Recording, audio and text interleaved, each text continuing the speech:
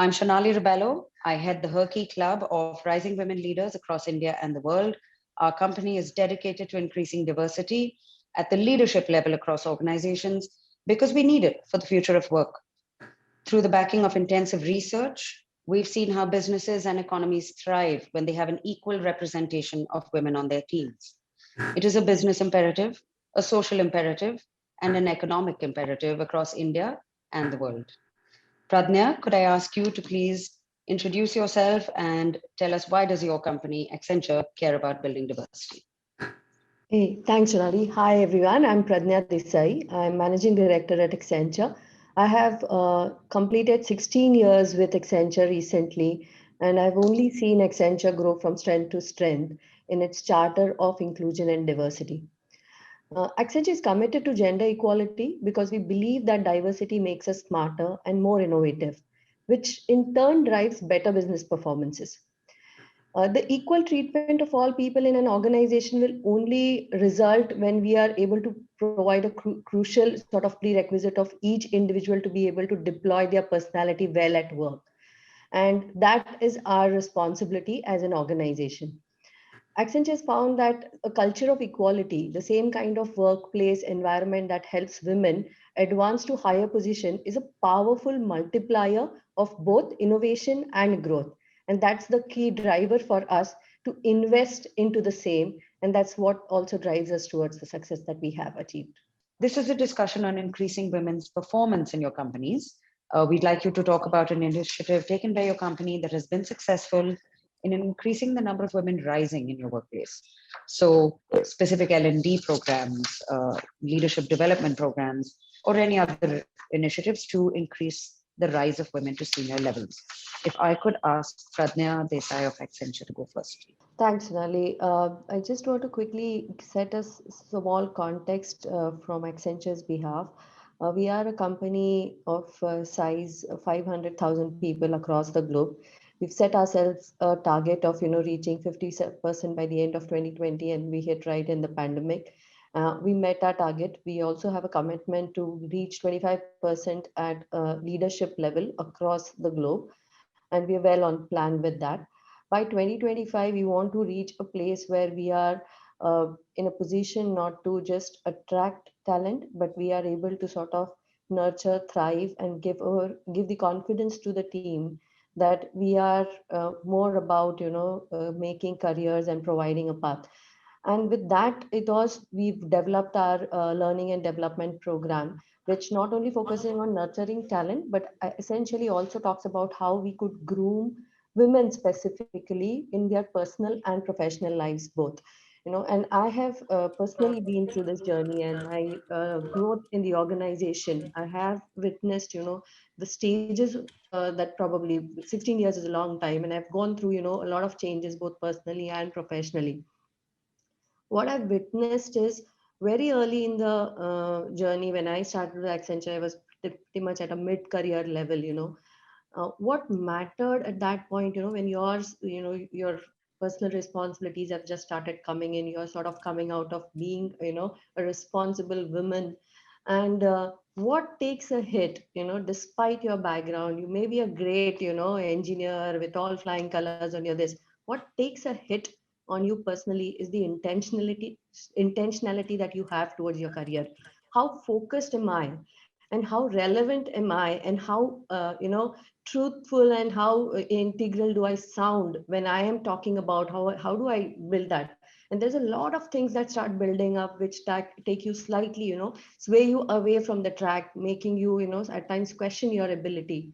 And at Accenture, what the entire program of him helping this particular aspect is, the entire LKM program has been distributed by the career levels. So there are three tracks of development, especially to grow and nurture women's, and with a very longer term vision of if somebody at 5-6 years of experience needs to eventually by 20th year of the career needs to be part of the leadership team, what are the things that we need to do? So there are three categories. I first talk about the mid-level career programs. Here, like I mentioned, the intentionality of the career is one of the important program, and I think I benefited a huge from it when I was questioned and challenged. What got you here, and what will get you off?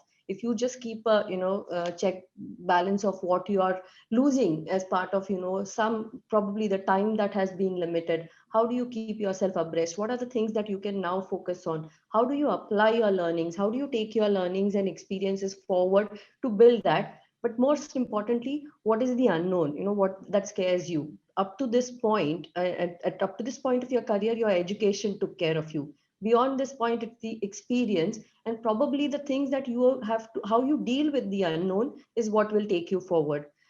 There's a very interesting set of programs. One is the High Tech Edge program, which is more important because the industry I belong to is changing by the hour. There are technologies that keep changing. So what you have to do is keep yourself educated and keep yourself, aware of what's coming new and what are the things that are of your interest, and be aware of it. So that was one of the most sort of important initiative to ensure that if you have to be in the technology and IT industry, you better be aware of that programs. The second part, which I spoke earlier about, is the intentionality of your careers. That was a 6 months grooming program, which constantly kept you honest to what you committed for yourself individually, even before you made up your larger world elsewhere. The third part of the program was also about knowing that communications, negotiations, financials, things that you don't learn in your engineering or your science or your BTech or your computer curriculums is what you learn on the job. And this is where men also learn their skills, and that was important to understand and acknowledge. And those were the kind of curriculums that were provided. The fourth one, which I think most women sort of do not even acknowledge exists or needs to be created, was the need to create your personal brand.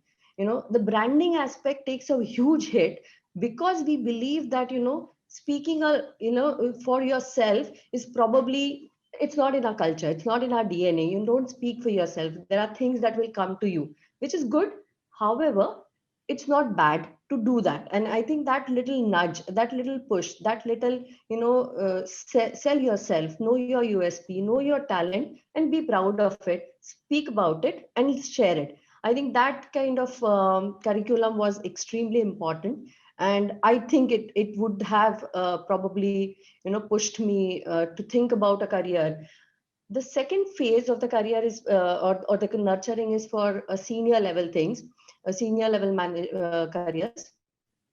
At this point, while you're confident about what you can do and deliver, the unknown territory here still exists about how do I effectively put across, make my voice heard? What am I, am I always going to be in the catch up mode? How do I collate things together? What do I distribute? I'm not a manager by, birth. I have to learn this. I have to be towards this point. Distinguishing between being a manager and being a leader is what is required to be told at this point. Because if you don't know what you are preparing for in the future, you will lose sight of what you're doing today. And I think at that point, holding hands of the senior leadership pool, especially the women, and telling them, leadership is what you are meant to be for, and that's what you should work towards. I think that kind of coaching programs definitely help. We have a program which I was also part of many years ago. It's called Grow Women in Leadership. It just gave that exact presence, advantage of working under the leadership of an existing leader, both either a male or a female, and observing what are the things that you may not have today and how would you build that. Where is it that I'm going to work towards? There is also a very personalized program, depending on your characteristics, helping you understand your strengths. We partner with a lot of organization. Clifton was one of the organizations where we actually partner to understand and make people aware, there is a lot of data that works. And how do you read your data? Most importantly, how do you read your own data? And how do you see yourself, using that data to improve your career path? Knowing that, what great leaders think, knowing about, what impact your organization is doing in the wider market, knowledge of. And I think we also have that program of nurturing, giving, cross-cultural sort of, shadowing, job shadowing, so that you learn through other people's culture that it's not a very Indian thing.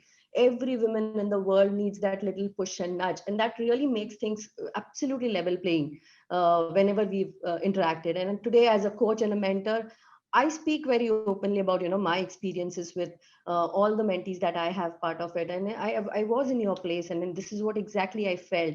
The kind of response we get is phenomenal, because unless you share that, so I think the need to be yourself, be it's okay to carry your emotions to work, it's okay to live with what you are, but what's important is bring your talent to the fore. So those kind of trainings, while it's a very well crafted design, not probably as English as I'm speaking, but the impact has been real about it. And most finally, once we make it to the leadership level, this is where Accenture has put a huge effort, especially in grooming and committing to the fact that we need 50% of our leadership to be women. We know that you need to be in the thick of things. There is a lot of fireside chats given with the existing leaders, so that you understand the culture globally. What are the things Accenture is getting thinking about, not now but 5 years, 10 years, 15 years down the line? How could you be part of that future strategies, and how could you voice your own opinion? How do you train yourself to come onto that leadership forum and talk about it very boldly? And that's the word I would say. Accenture's leadership is about being bold, and that being bold is specifically told very categorically to women, saying it's not it's good to be bold, and please express and please talk about it, and your voice is what we need on the leadership. Everything else is known to us because you've been here so long. So I think those are the kind of programs that we are driving, and I see personal value coming out of it, and through my own experiences. And I think we've come away from attracting talent to retaining talent and building talent, and more importantly, being valued for holding that kind of a talent. That's where I think we sit in the current frame of mind. That's where I Oh, think Accenture. fantastic. Oh, really, really, thank you so much. This is fabulous sharing. Fabulous.